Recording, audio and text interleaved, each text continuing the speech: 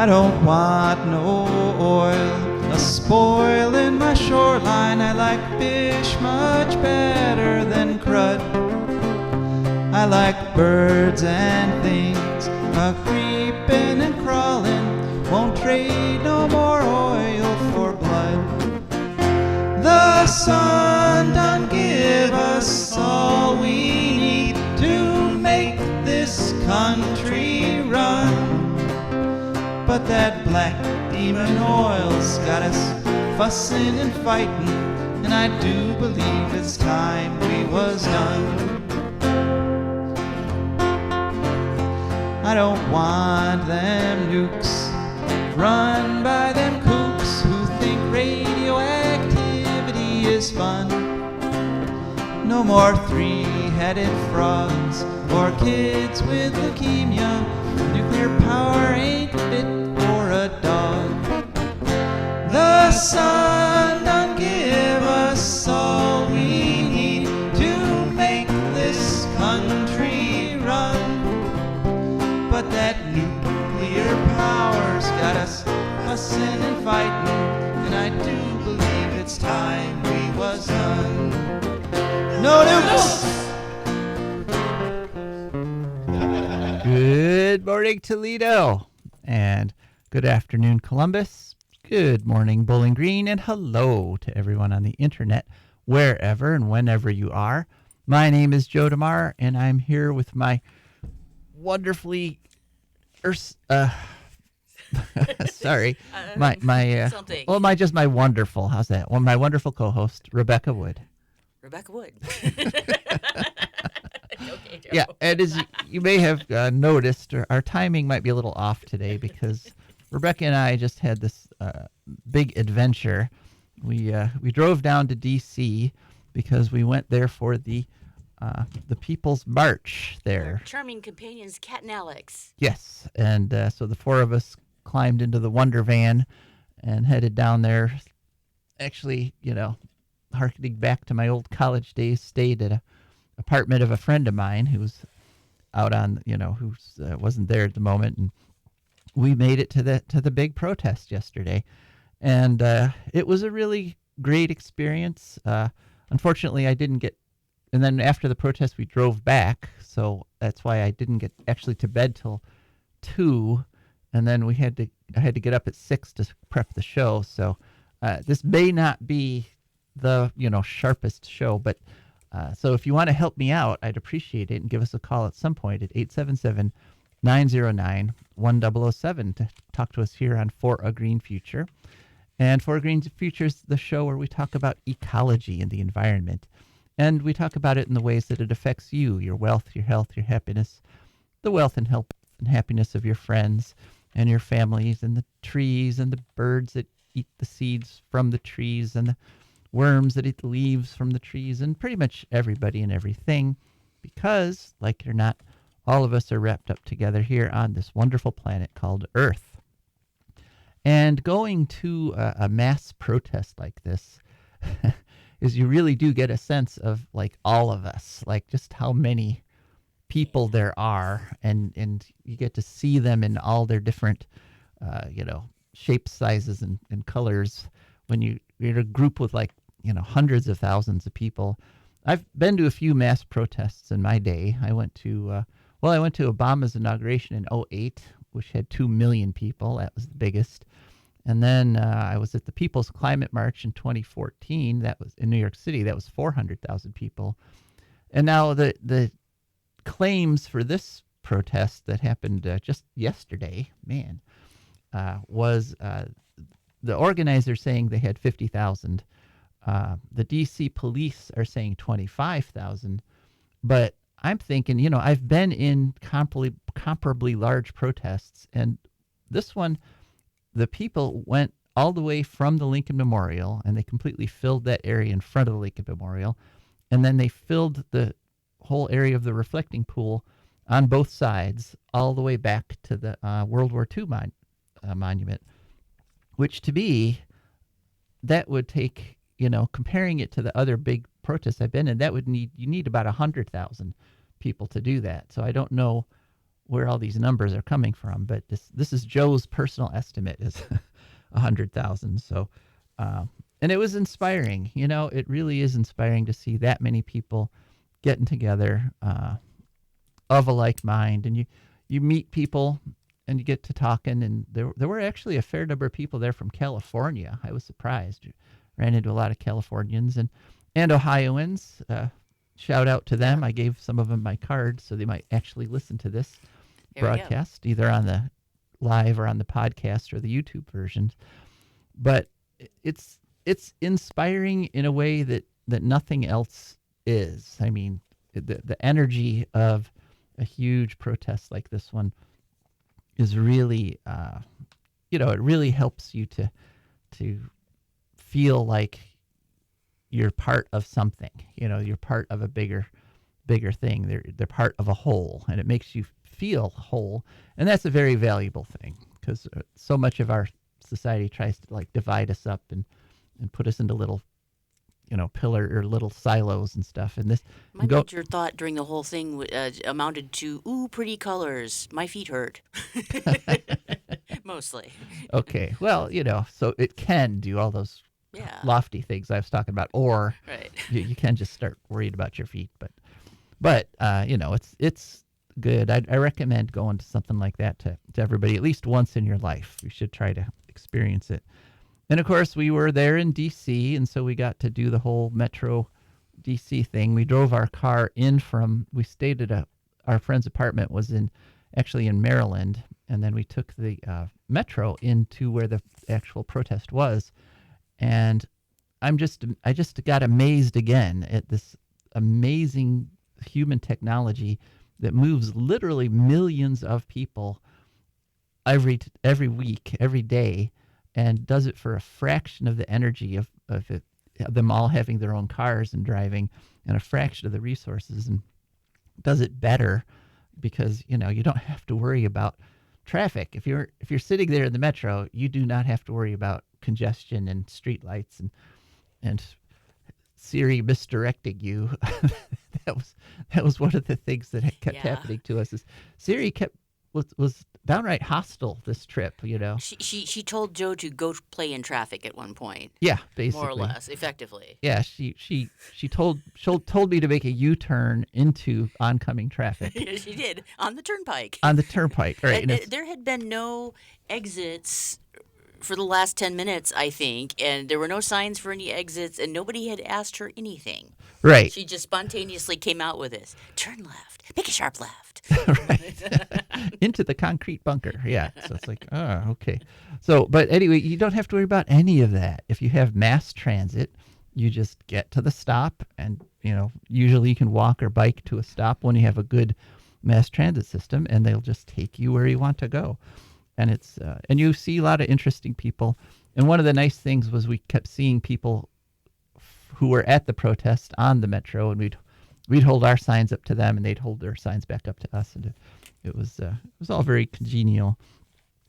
The mood was kind of, I have to say, this was sort of the nastiest protest I've ever been to in terms of language. I mean, they kept dropping the F-bomb, and I'm like, I've never been to a protest like this before. People always accuse protesters of being like really harsh and nasty in their language, but people are angry these days. They really are, because we see what's happening. We see that we are really in trouble, and our leaders do not care. We're in all kinds of trouble on multiple levels. Yeah, and I would say that was the prevailing emotion at this thing, was anger and determination.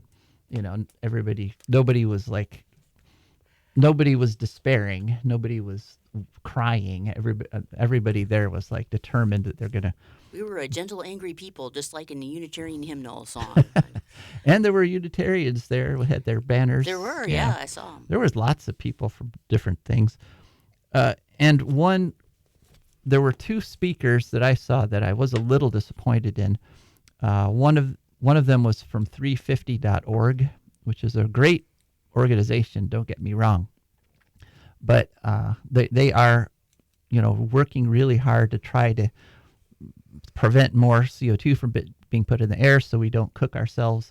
And their name, 350.org, comes from the 350 parts per million of CO2 in the atmosphere. They were trying, this was formed back in the early 2000s, and they were trying to prevent us from reaching that point, because that was one of the sort of the marking points for really nasty things starting to happen, like the droughts and the wildfires. And of course, we've blown well past that. I believe we're at 412 parts per million now. So the name 350 is now, let's get back down to 350, you know. But the speaker from the head of 350.org gave a speech that was all social issues, you know. And there were many appeals to emotion, whereas Joe was really hoping for something that would tickle his brain better. Yeah, I was hoping because really the one issue that ties everybody together, everybody at that protest, the pro-protesters and the few, there weren't very many, but there were a few anti-protesters lining the streets as we were walking along there. But the one thing that ties literally every human being on Earth together is the Earth itself, the environment, the ecology. And I was hoping to hear more of that, and instead I heard more social issues, both from the head of the 350.org and from the head of the Sierra Club, who he gave a speech in front of the Lincoln Memorial so there were 3 little protests at parks, and then they all joined together in a march, and the march went to the Lincoln Memorial. And in front of the Lincoln Memorial, the head of Sierra Club got up there, and he gave a speech that was all about economy and jobs and you know, how wonderful it is if we transition away from fossil fuels and over to alternative energy. It's going to, you know, be a boon to economies, and people will pay less on their electric bills. Which is not actually wrong. Which is true. Which is very true. Yes. And he mentioned the California wildfires. He gave them one sentence in his speech. And I'm thinking this is actually the moment where you should just drive home the environmental message, drive home the ecology message. Yeah. People are thinking about it because they're looking at the pictures of Altadena, and they're realizing it's beginning to dawn on more and more people that could be our city, you know, next year, next month, next week. Well, they're looking at the fact that if we get somebody in who cares about that stuff, probably they will care about environmental stuff too. You know, it kind of all hangs like that's. Which is probably true. Yeah. But there were also lots of other speakers who addressed all those other social issues. Right. That's true. And so to have the environmentalists talking about social issues. Yeah. And okay, to be fair, the social issue people did each have like 1 or 2 sentences about the environment. But it might have been nice if we had like individualized speeches where they talked about their special issue, because that way, you know, it wouldn't have been just people saying, yeah, something, the environment, something else. You know, like they were all just repeating the same thing, it was kind of a list of things. There was a lot of emotion. There was good energy. You know, Yeah. I feel like we made our point in terms of Yeah. showing the world what we cared about. But yeah, we like information. We're a little bit nerdy here. We are. We are. But I'm very glad we went. It was overall a wonderful experience. You know, talking to people in the crowd as we were walking along, you know, everyone I talked to shared concerns about the environment. Yeah. No matter where they were from, no matter who they were. And so there was sort of that personal reaffirmation, you know, whenever I talk to anybody. So are you more from a on fire state or a underwater state? Yeah. We did. We talked to people from both. Yeah, we talked to a woman from North Carolina who's, you know, just right near the places where they got flooded out. And I was talking with a woman from Los Angeles who her house was one of the ones that sort of miraculously got spared, but all her neighbors' houses turned into dust. Mm-hmm. And, you know, so it was there to be tapped by the speakers, and they really didn't tap that. So I was a little disappointed, but again, glad I went, and I'd recommend at some point in your life, go to something like that, because there is nothing like it. And we did get to hear from some of the people who fight these fights every day. And it's very important to remember that there's a whole swath of people in this country that are literally trying to protect all the resources that we depend on. They're being battled by lawyers and by corporations, but they are still carrying on the fight, and sometimes they win. So far they've been winning often enough to maintain the society. But one of those people that we like to talk to often on this show is our good friend Stephany Seay. And as people will recall, her particular line in the sand, that the part of the earth that she has chosen to defend, is the wild herd of bison in Yellowstone National Park, which is literally arguably the only wild herd in the United States of America, because it is a herd that gets to roam where it wants to, when it wants to, for the most part, except when they get targeted by hunters. And well, there was a big development in the Yellowstone story, and so let's hear from Stephany. Let's hear what's going on out there in Yellowstone. Welcome back to For a Green Future. Could you share with us your name and your organization? Yep, I'm Stephany Seay, and I'm a co-founder of Roam Free Nation. We're a Montana-based, native-led organization that mainly focuses on protecting the wild buffalo of Yellowstone, but we also work with other allies to protect wild nature whenever they need our help. All right. Well, as I said, welcome back to the show. Our regular listeners know that we've been following this story for years, actually, since the very beginning of For a Green Future. And so just in a nutshell, why do the buffalo need protecting? What's the greatest threat to them right now? The greatest threat to them is the state of Montana. The last continuously wild population of migratory buffalo lives in and around Yellowstone. And whenever they migrate, as they need to do during winter months, especially because snows get pretty deep and it gets hard for them to reach the grass, so they seek lower elevation habitat. They're met with gunfire, intolerance from Montana cattle interests, a so-called hunt by state and treaty hunters. They also are threatened with a trap that's inside Yellowstone, where they're shipped to slaughter or kept in confinement for quarantine, which is kind of a domestication process. So they've got a numerous line of threats that they face. And, pretty much the only thing that really is going to change things is if they get Endangered Species Act protection, which is currently being considered by the U.S. Fish and Wildlife Service. But with this new administration, it's not looking too good. So we'll see what happens. Right. So what's the population at right about now? It's hovering around 5,000. 5,000. And these hunting, you mentioned the hunting. A lot of the bison can be killed in these hunts, right? Like what kind of scale are we talking? Yeah, I mean, pretty much every buffalo that dares walk out of Yellowstone is threatened with gunfire. 2 years ago, there was over 1,100 buffalo killed, mostly by treaty hunters. And those treaty hunts, they're almost year round. I mean, the buffalo don't migrate into Montana year round, but if they do, they're in trouble. I mean, they don't have much safety outside of the park. Okay, so the reason I wanted to interview you this week is because just recently the governor of Montana has announced that he's suing Yellowstone, correct? Yep. So can you tell us about that? Yeah, so Yellowstone just completed a new bison management plan. It's specifically for within the park boundaries. During the scoping phase, which was back in January 2022, they released 3 different alternatives, which each alternative had an increase in the population. Alternative 3 was the best, they had a target population of 10,000. Governor Gianforte lost his mind, threatening to sue Yellowstone and threatening to take away the little bit of year-round habitat the buffalo do have in Montana. And so as the process went through, Yellowstone responded to those threats by decreasing the target populations and all the alternatives.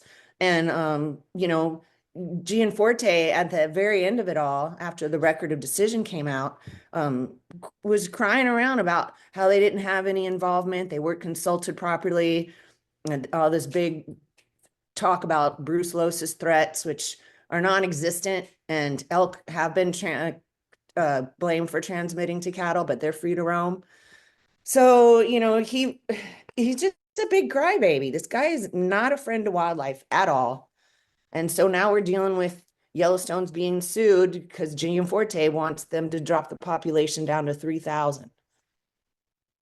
Okay, so basically the Yellowstone responded to the threats to the bullying of Gianforte by Yep, choosing a lower number for the population than the park can actually accommodate.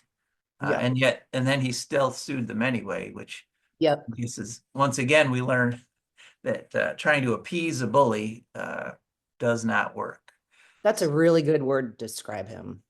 What he's hoping to get out of this lawsuit is to have them knock the number back down all the way to 3,000. Yep. Is 3,000 a sustainable number? I mean, No. no. Okay, what happens? Go ahead. Buffalo were supposed to exist in the tens of millions. That's how nature intended it, and then you've got the state of Montana livestock interests. I'm not going to say the state because, 75% of us that live here want wild migratory buffalo restored throughout the state. So it's really cattle interests we're talking about. But when you get the population down to like 3,000 or fewer, you really start to risk serious genetic injury. I mean, we're already seeing for the past 15 years at least, we're seeing females with misshapen horns that point forward, horns that almost point into their eyes, horns that point in different directions. And that's something that comes through the mitochondrial DNA. And it's a sign of, genetic illness. So if you drive the population down even further, you're risking more damage. And if any one event, let's say there was a massive fire or something in Yellowstone or some other kind of disease or something, you just wipe the population out. So we need more buffalo on a larger landscape. The land needs the buffalo to be in larger numbers on the landscape. The grizzly bears need them. The wolves need them. Mm-hmm. So the basic genetic problem is if you have too few people in your or too few members of your population, then when they breed, genetic errors can get put into the population. Right. Now, putting this in an economic context, Montana benefits much, much more from tourism than it does from the beef industry, correct? Correct. Yeah. I mean, the gateway communities that are in Montana around Yellowstone, I mean, that's one of the main animals people come to see in the park are the buffalo. And so if you harm them, and I hate to make an economic argument because we're biocentric, we're buffalo centric, but I mean, you're going to harm your tourist industry. So it doesn't make much sense economically to harm the buffalo. Yeah, I mean, you are biocentric, but often what happens is if you approach things from a biocentric perspective, you end up economically more prosperous, right? It's right, because destroying the environment hurts everybody, and improving it helps everyone. So is there any kind of response to this from buffalo organizations? Well, we're racking our brains really trying to figure out what to do about this. And ultimately, the tribes that hold treaty rights and the tribes who get buffalo from the quarantine program have kind of the most standing in this issue. They would be the most impacted if this lawsuit is won. But yeah, we're really trying to figure out who our target decision makers should be. I mean, definitely like letters to the editor, just the court of public perception, the court of public opinion could really help. But right now we're kind of struggling. We have a meeting tomorrow to continue discussions to figure out what we're going to do. Yeah, and I visited the the Yellowstone to back with the Buffalo Field campaign, and and I saw the bison in the natural habitat, and I can understand why people pay thousands of dollars and make the trip, because it's awe-inspiring to see these huge animals just There on is. the landscape and in the landscape, and it when you see them, it feels so right. It's Yep. not like It's special every time. And I was spending every single day with them, and every single time it's special. I mean, you never get, oh, there's some buffalo. It's always exciting.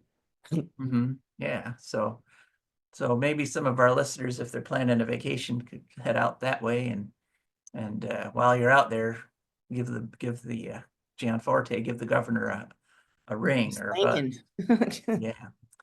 Um, so how is the herd weather-wise? What's going on out there? I know that sometimes conditions can make it very difficult for them to get through the winter.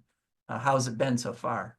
We've had a really slow, mild winter. I mean, Yellowstone doesn't have a whole lot of snow. The photos that I've been seeing, the snow's barely up to their hocks, their knees. In some places it's not even past their ankles. And then I'm a little further north on the Flathead Reservation, and we hardly have any snow. I mean, there's snow in the mountain peaks, but it's been warm. It's been the warmest winter I've ever experienced in my 20 plus years living in Montana. Hmm. So it remains to be seen. There's definitely still time. There could be some big storms, but there's been no need, no drive to migrate to lower elevations yet.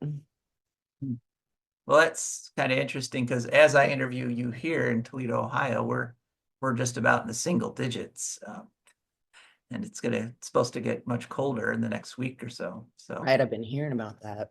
yeah, so even as places that are supposed to be cold are getting warmer, places that are sort of average are getting a lot colder this winter.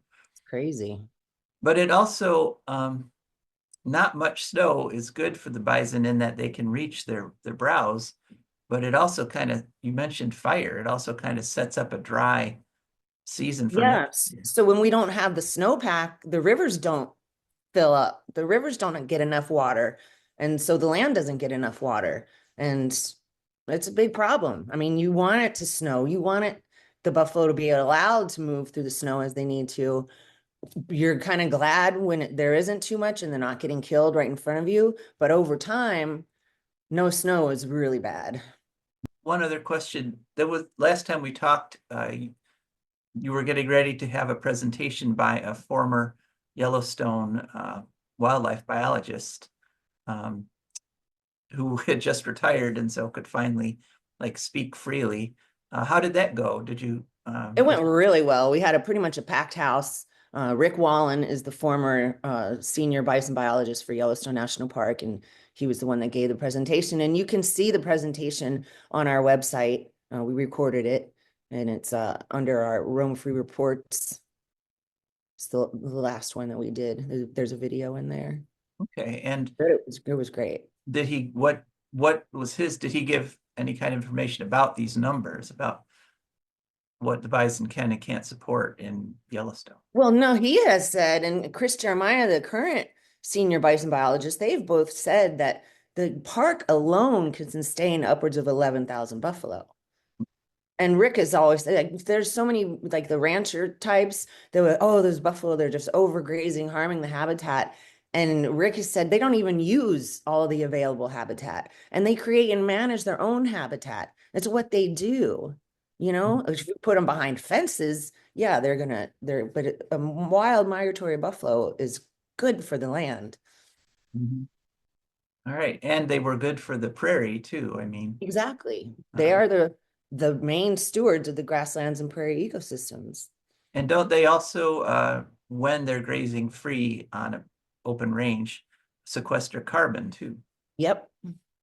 Yeah. So they can help cool this warming planet. What would you recommend that people do if they want to get involved in this in protecting Check these. us out on our website, roamfreenation.org. We also have a Facebook page. Engage with us and tell your friends about what's going on. And we have a variety of take action items on our website. And we're gonna come up with something for this lawsuit. It's just like I said, we're racking our brains trying to figure out the best target. But yeah, just follow us, keep informed, and get yourself empowered and help these buffalo. All right. So there you have it from Stephany Seay, tireless fighter for the bison in America. And this is the time where we like to thank another tireless group of supporters, our patrons. And our patrons are amazing people that we're more grateful for every day, who have gone to patreon.com. That's Patreon. There they searched for a Green Future. Up popped our Patreon page. They looked through all the pretty pictures and picked a level of membership that matched their budget. So every month now, a little bit comes out of their accounts, comes over to us, and that's how we can afford to keep this wonderful show on the air. A show where, once again, I think you're hearing stuff here that you're not going to hear literally anywhere else. I don't even know. And if somebody could call in and just let us know at 877-909-1007, did you hear anything about this mass protest that happened yesterday in D.C.? Like, well, my estimate is 100,000, and well, with estimates from 25 to 100,000 people. Did you hear anything about it? If so, what did you hear about it? I'm very curious to see what people who weren't there heard about the experience. Okay, and another experience that we have every week is Rebecca manages to, despite lack of sleep and an incredible, exertion yesterday, managed to pull together her section of the show. What are we talking about this week, Rebecca? Okay, this is a segment I like to call Watersheds We Drove Through This Weekend. Okay. Yeah, so Joe and I encountered a confusing sign about halfway through Pennsylvania, I think it was. We're driving along and we saw the sign. I think it said something about this is the border of the Mississippi / Great Lakes watershed. And we were like, okay, but both of those things are behind us. So what are we passing between them, or what's going on here? Are we passing from, is it like one big watershed and then we're passing into another one, which you haven't mentioned? What's going on? So I kind of looked it up, and I looked at something called the USGS.gov map, which is United States Geological Survey. So, what I believe happened is we started out in the Great Lakes watershed in Toledo. I think also maybe probably Bowling Green, because you got the Maumee River running through there, Right. which empties out into Lake Erie. So we started out in the Great Lakes watershed, which is kind of it looks on paper like a tiny little watershed. It all kind of just is a little kind of narrow zone all the way around all the Great Lakes.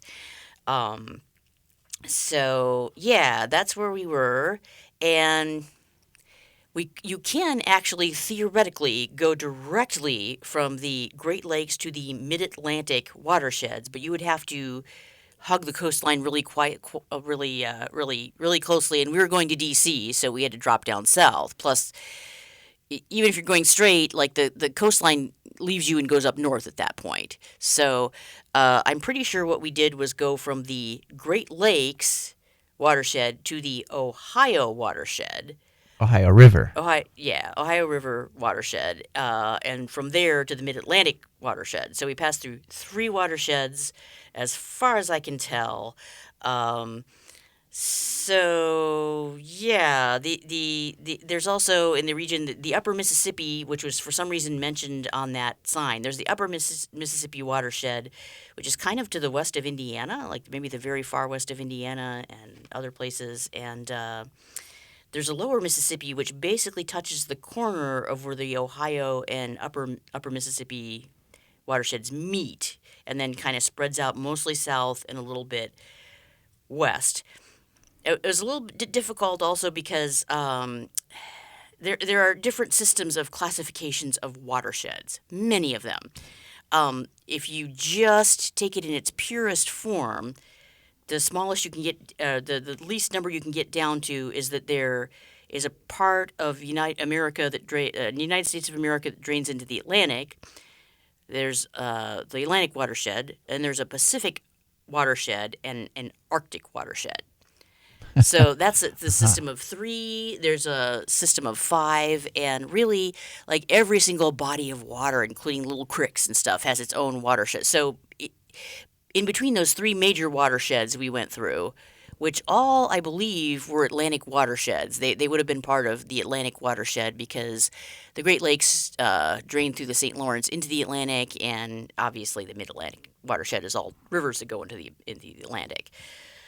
So, yeah, we probably passed through dozens, maybe hundreds of smaller watersheds on our way. So, yeah, a watershed, the definition of a watershed is an area of land that drains water into a specific body of water. So, yeah, anything from a creek to an ocean, So, according to the Ohio Department of Natural Resources, I wanted to look into the Ohio. So, the Ohio watershed is the one we were passing into probably when we left the Great Lakes watershed. So, I wanted to look at that. The ODNR wanted to let me know that the Ohio River forms the entire 451-mile southern boundary of Ohio, which it does. And according to SaveLocalWaters.org, the Ohio watershed includes parts of Illinois, Indiana, Kentucky, Maryland, New York, North Carolina, Ohio, Pennsylvania, Tennessee, Virginia, and West Virginia. It drains 203,940 square miles.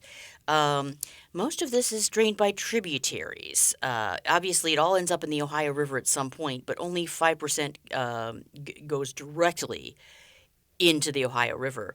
So a lot of the quality and quantity of the water in the watershed depends on what's going on with the individual tributaries at any given moment, like how clean they are, how much water they're dumping in there, that kind of stuff. So yeah, that's what happened. I'm pretty sure. If any geologist would like to correct me, be my guest or expand on that knowledge in any way. Yes, we're always open to calls from geologists and hydrologists. 877-909-1007. And I think what was going on there was that we were, when they said the Mississippi, they were really talking about the Ohio River. But Pennsylvania didn't want to say Ohio River because the Ohio, of course, eventually drains into the Mississippi. Right. So you could make the argument, but yeah, no. Does it have something to do with Pittsburgh? Right. I think we're Pittsburgh dealing like us with and some vice versa. Pennsylvania bias there. Yeah. So all right. Well, thank you, Rebecca, for that report. And now it's on to ecological news. And it's kind of good on a show like this one where I'm kind of running on fumes. I'm going to touch base with a story that we often have talked about over this last 5 going on 6 years of the show. Can you guess, Rebecca, what this story might be about? Oh, dear God. Is either House Bill 6 or positive feedback loop? No, you got or it. Both, it's actually. House Bill 6. It is how, House Bill 6. How House Bill 6 is creating the positive feedback loop. It's something bad. I'm sure it's something bad.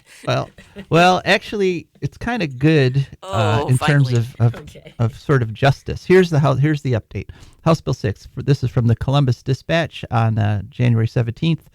Title is Former First Energy executives face federal charges in massive bribery scheme.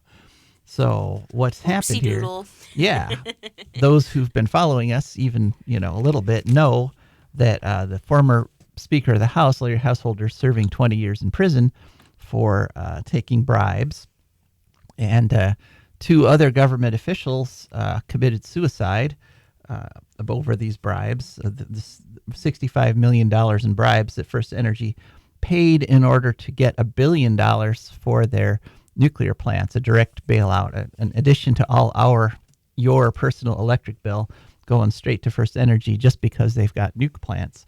And the 2 who've committed suicide are Neil Clark and Sam Randazzo. Oy. There's 2 other government conspirators, Longstreth and Caspedes, who have turned state's evidence. They've they've gone to the Fed. They've said, okay, we're going to plead guilty and we'll cooperate with your investigation. But up until now, First Energy also admitted to bribing people. The corporation admitted to bribing the government officials and paid $230 million in fines. But up until now, the corporate executives who actually signed the checks and did the conspiring and made the whole bribery scheme, they have not been, they've had, so far there's been nothing for them. And so finally, here we are. This is going on 7 years later. They have finally charged Chuck Jones, the former CEO, and Michael Dowling, the former vice president of external affairs at First Energy during the whole scandal, during the whole bribery scandal. And they actually turned themselves in this past week, so we don't get to see the quote-unquote perp walk that we got to see with Householder when he was taken out of his farmhouse in his T-shirt and handcuffs. Householder got 20 years in prison. His right-hand man in the scheme, a fellow named Borges, he got 5 years in prison. They're being charged under the RICO, Racketeer Influenced and Corrupt Organizations Act, which, of course, we have to remind everybody they are innocent until proven guilty. But, First Energy pled guilty. The corporation they ran pled guilty. And so if there were ever guilt by association, if that's a thing, then, this could be that. So anyway, this is great in terms of, hopefully discouraging future CEOs from coming up with bribery schemes to force us to pay higher electric bills. But one thing that's kind of interesting that they never mention in the coverage of this story is what triggered this particular $61 million that went to Householder was the referendum drive that those of us who opposed HB 6 were doing to try to get it overturned after the legislature passed it. That didn't give them time to set up all the usual dark money and shell corporations that hide these kinds of things. And so the federal prosecutor was able to track it down and catch them, which is great. But it's just, to me, that's a lesson that you never give up, right? HB 6 passed, which is this horrible, horrible bill funding nukes and taking money away from wind and solar and giving it to coal. And we did not give up, even though it passed. We went for the referendum, and that's what triggered the bribery scandal. And that's the only reason that these these corporate executives are being charged right now. So fingers are crossed there. Next story, Bulletin of Atomic Scientists, January 13th, 2025. Title is How Fukushima's Radioactive Fallout in Tokyo Was Concealed from the Public. And, surprise, surprise, we had the triple meltdowns of the Fukushima reactors in 2011. And when it happened, a bunch of scientists in Japan ran out and started collecting samples of things like dust filters and the ground, and to see how much radiation people in the public were actually being exposed to. And it covered, radiation from that covered the entire northern hemisphere. It really went so high up in the air. It was carried by winds. It landed here. It landed in Europe. It landed all over Asia. But it landed first and strongest in Japan. And the question was immediately, well, how much was there, and is it dangerous? And at the time, they released some figures, and they looked at only iodine 131 and cesium 137, which are two sort of marker radioactive isotopes. There's literally over 200 of these radioactive isotopes that were in this fallout cloud, but they only looked for the two. And then using those numbers, they only said, well, that's a increase in Japan of only 0.425.1 microsieverts, which, if you're gonna lie, you make it really, you put the details in there. So you take that, you carry that percentage out to 0.4251. Yeah. But actually, what happened also at the time, though, there was another researcher, and his name was right here in my notes somewhere, which are kind of swimming in my sleep-deprived eyes here. Anyway, this other researcher discovered that in addition to just loose little direct particles of pure iodine-131 and cesium-137, there were all these little tiny spheres, and they're made out of quartz, which is silicon dioxide, and in those spheres there was oxygen, silicon, chlorine, manganese, iron, zinc, and cesium-137. So just looking at the loose cesium-137, the pure flakes of cesium-137, grossly underestimated how much radiation there was, because these little pellets, there were millions of them, and when they looked at them under an electron microscope at the same filters that they had put into water to dissolve out the cesium and iodine to figure out how much radiation there was, they completely missed all these little microspheres, which were more than small enough. They're like a few microns wide, more than small enough to get inhaled and ingested. And they did not count any of that. And so there were actually orders of magnitude more radiation. But the problem is that the researcher who did this study, he tried to get this information out. His name was Satoshi Utsunomiya, and he tried to publish, and he was blocked from publication for many, many years until, and so that was it. There's always cover-ups. When there's nuclear accidents, there's always cover-ups. And this one, the full health effects are still unknown because they blocked it. So there wasn't the kind of research you would need to follow that 12-year, the 14 years ago that this happened. And so this is how nukesters claim there were 0 deaths from Fukushima. But we know that, and the officially accepted number is that for every sievert of radiation you put out into the environment that you expose to people, 5% of those people will die from cancer. And so we know that there are deaths because they put this stuff out there, and now we know the numbers of deaths with many, many times what the official estimate was, because they completely left out the largest source of radiation in the fallout. So interesting story from the Bulletin of Atomic Scientists. Next story.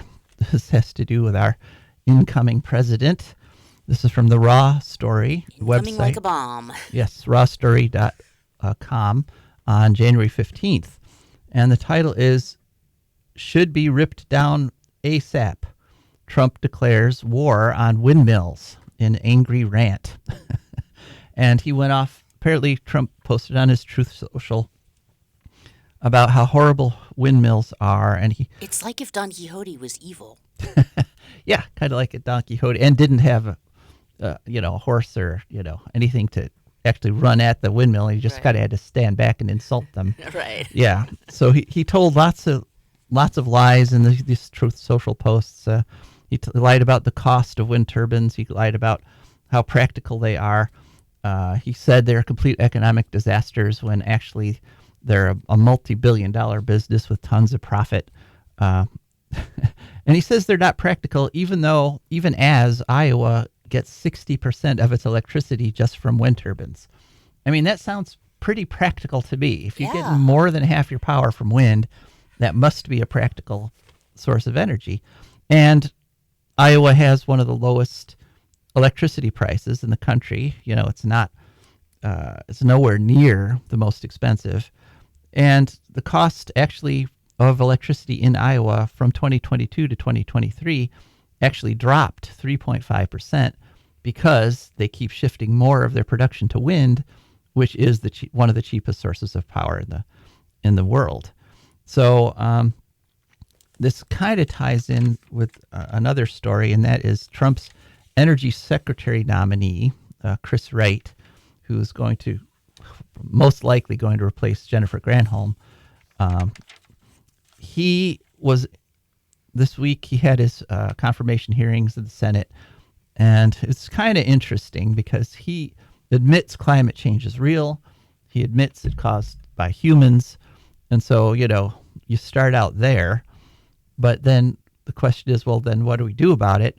And the response is drill, baby, drill. The response is more hydrocarbons. The response is put more carbon into the atmosphere as much as you possibly can.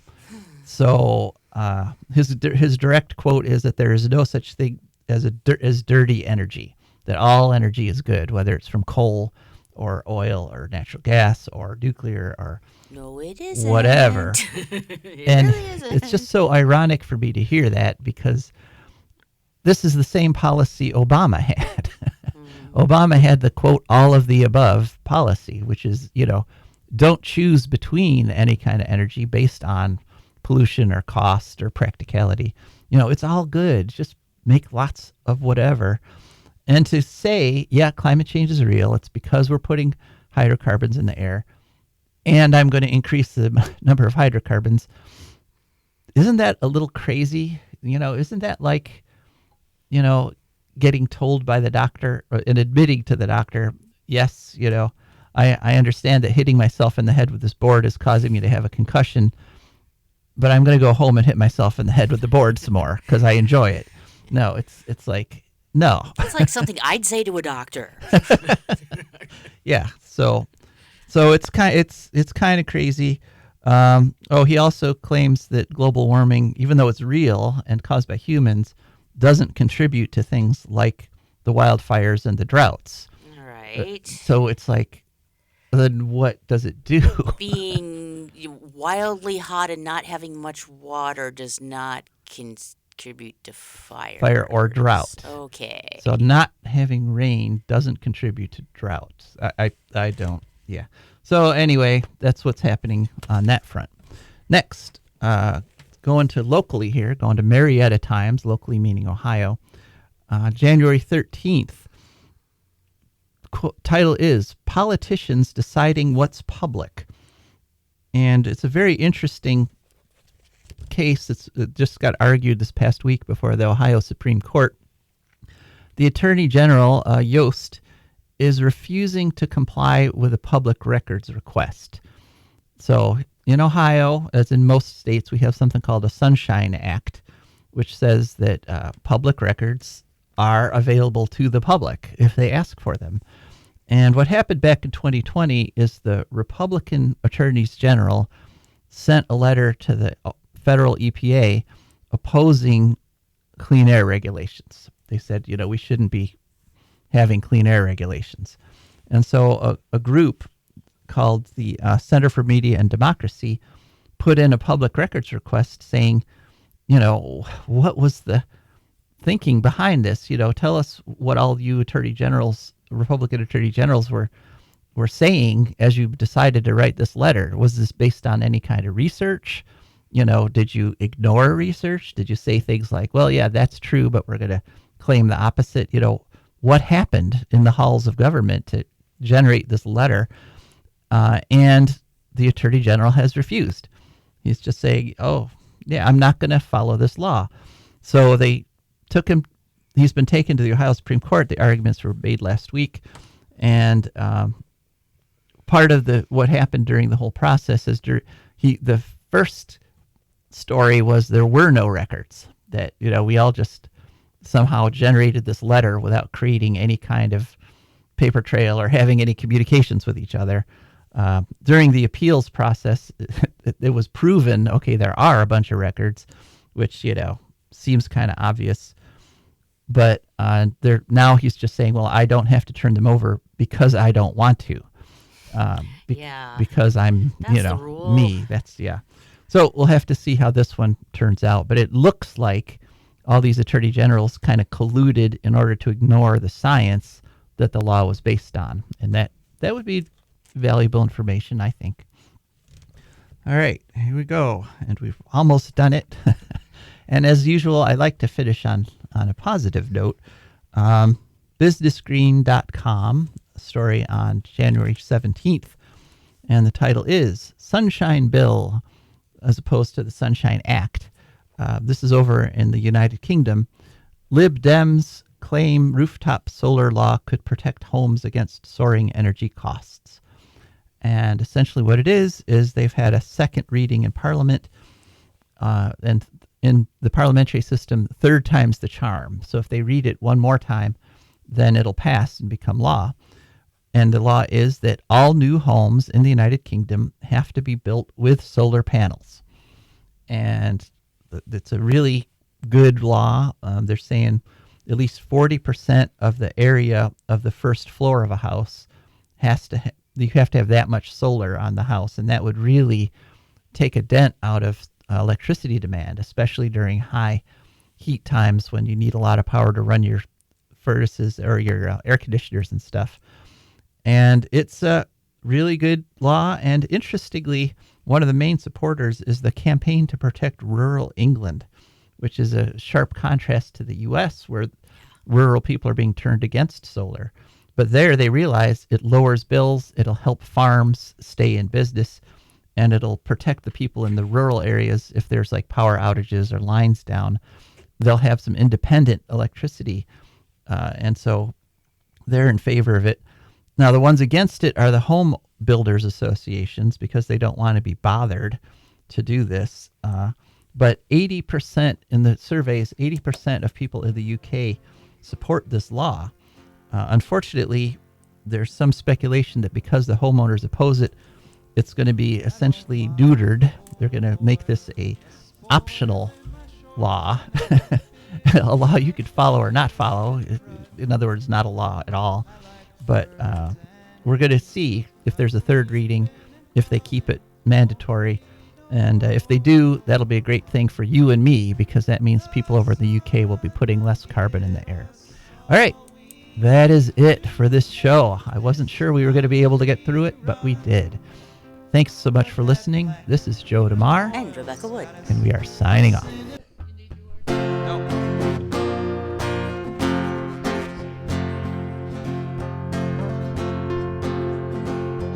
I don't want no oil, a spoil in my shoreline. I like fish much better than crud. I like birds and things a-creeping and crawling.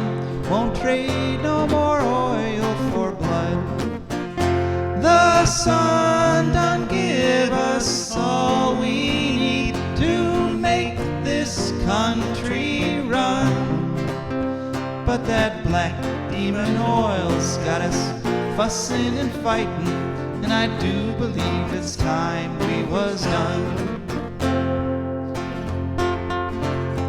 I don't want them nukes run by them kooks who think radioactivity is fun. No more three-headed frogs or kids with leukemia. Nuclear power ain't fit for a dog.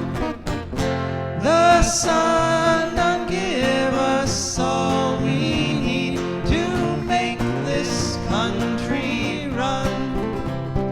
But that nuclear power's got us fussing and fighting, and I do believe it's time we was done. No,